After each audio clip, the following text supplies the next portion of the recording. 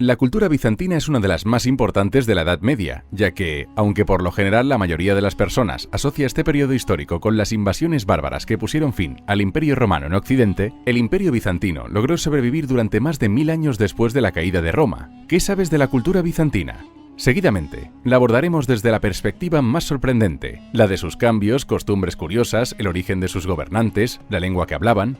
Descubre lo más asombroso de la cultura bizantina. La cultura bizantina. 10 curiosidades que quizás no conocías. 1.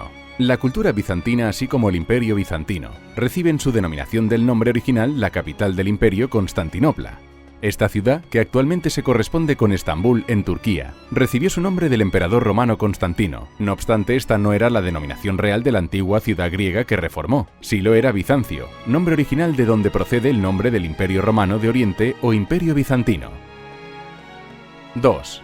El origen del Imperio Romano Bizantino lo podemos encontrar en el emperador romano Teodosio. Las crisis internas del Imperio Romano y la ineficacia de su ejército a la hora de frenar a los bárbaros en las fronteras del norte habían creado gran inestabilidad en todo su territorio. Además de la dificultad de gobernar el enorme Imperio Romano, provocaron que en el año 395 después de Cristo el emperador Teodosio optara por dividir el imperio en dos imperios diferentes. Por un lado, el Imperio Romano de Occidente le fue entregado a su hijo Honorio, y por otro, el Imperio Romano de Oriente o Imperio Bizantino le fue entregado a su hijo Arcadio. 3. ¿Sabías que no se llamó Imperio Bizantino hasta que ya no existía? Como ocurre en otros casos, no fue hasta mucho más tarde, entre los siglos XVIII y XIX, que empezó a usarse el término Imperio Bizantino para referirse a la cultura bizantina y sus territorios. Los bizantinos, de hecho, se llamaban a sí mismos Romaioi o romanos, pues al fin y al cabo, ese era el origen de su cultura y del emperador Constantino. 4.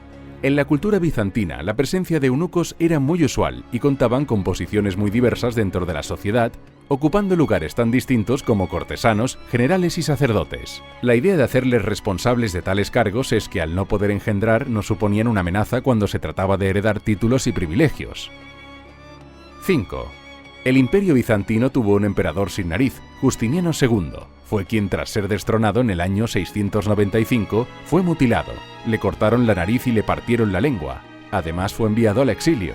Más tarde logró recuperar su derecho como emperador y a partir de entonces reinó con una nariz de oro y un intérprete que le ayudaba a hacerse entender, pues su lengua cercenada no le permitía expresarse con claridad.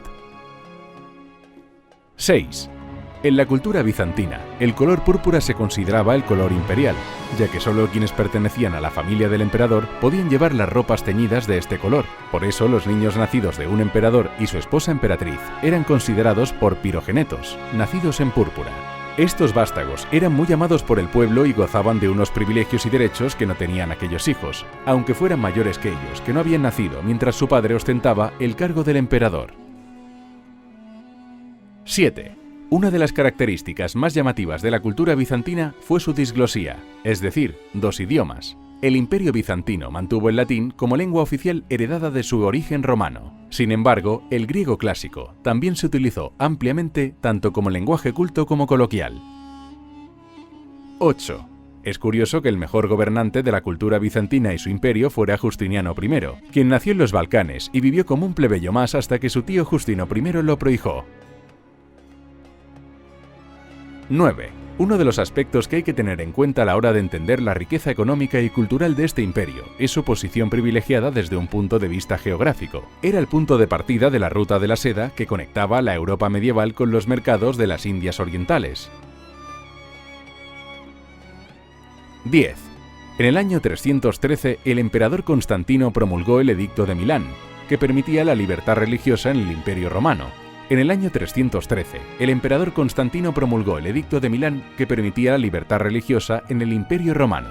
Después de esto, Constantinopla también se volvió una ciudad especialmente atractiva para los primeros cristianos. Sin embargo, menos de 50 años más tarde, la que antes había sido una religión perseguida se convirtió en perseguidora.